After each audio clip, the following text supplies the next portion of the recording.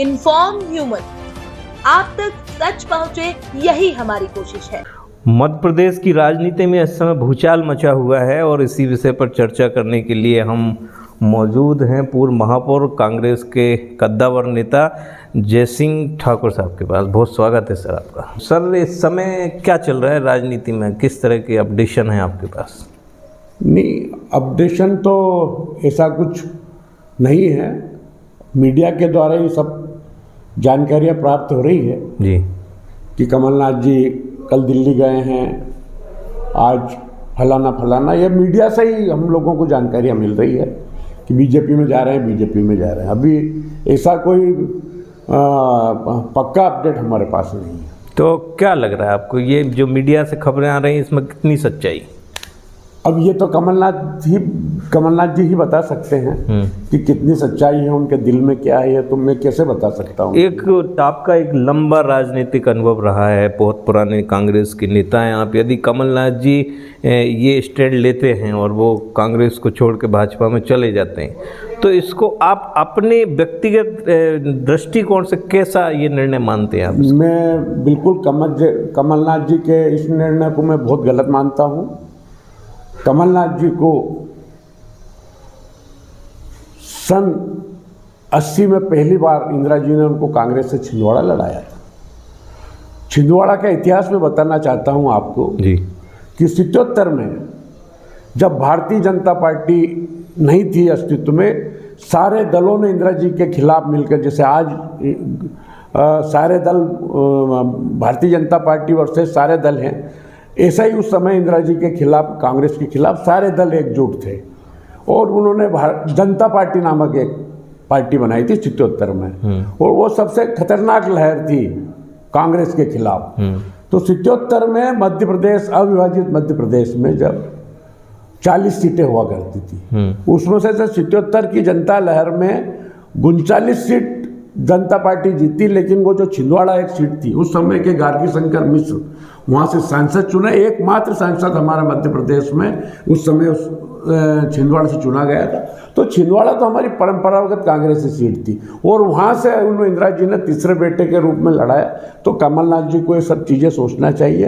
एक तात्कालिक लाभ के लिए, छोटे से पुत्र मोह के लिए, जहाँ भारतीय जनता पार्टी कहती है कि हम जो है परिवारवाद में विश्वास नहीं करते हैं, अगर परिवारवाद में विश्वास नहीं करते हैं, और अभी तक तो वो कमलनाथ जी पर ये आरोप लगा रहे थे कि परिवार वो और उनके बेटे तो दिग्विजय सिंह जी पर, तो फिर वो कमलनाथ जी के पुत्र मोह के लिए अगर भारतीय जनता पार्टी उनको ले रही है, तो भारतीय जनता पार्टी का असली चरित्र भी हमको दिख रहा है। हाँ, तो मेरे हिसाब से तो कमलनाथ जी को निर्णय नहीं लेना चाहिए। ये गलत निर्णय है उनका। यदि ऐसा निर्णय लेते तो उनके जीवन का ये सबसे गलत निर्णय होगा। एक और प्रश्न है सर मेरा कि ये जो ईश्वर भी कोई उससे माफ नहीं करेगा। बराबर।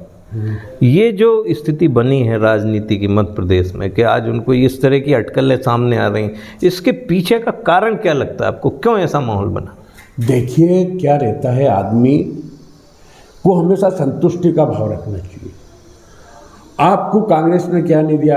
80 में आपको उठा के, कहाँ कलकत्ता के रहने वाले आप, मध्य प्रदेश से जो सबसे सुरक्षित सीट से वहाँ से लड़ाया, उसके बाद लगातार आप वहाँ से सांसद रहे, आपको लगातार मंत्री, केंद्रीय मंत्रिमंडल में स्थान दिया, आपको 18 में यहाँ प्रदेश कांग्रेस, आपकी इच्छा थी तो आपको यहाँ बना के भेजा, आपको मुख्यमंत्री बनाया, आपकी इच्छा रही कि हम यही राजनीति करेंगे मध्य प्रदेश में, तो आपको लगातार अध्यक्ष रखा है यहाँ मध्य प्रदेश में।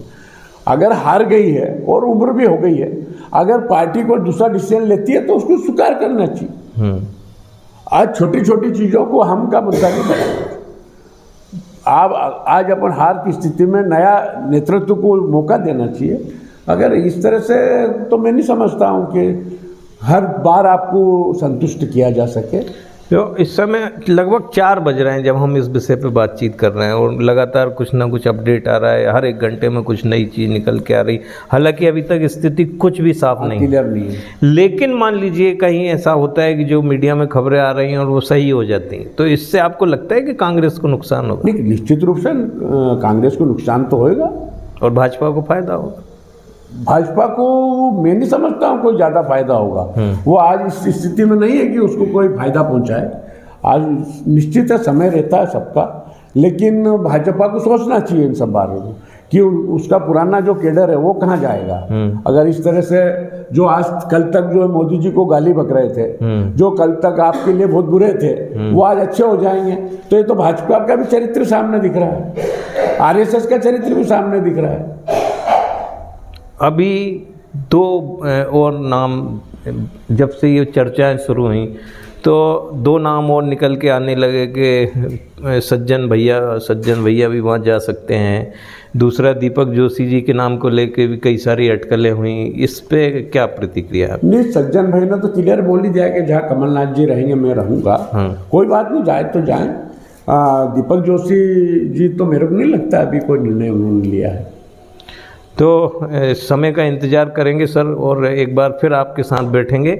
आपने हमें समय दिया, बहुत धन्यवाद। धन्यवाद।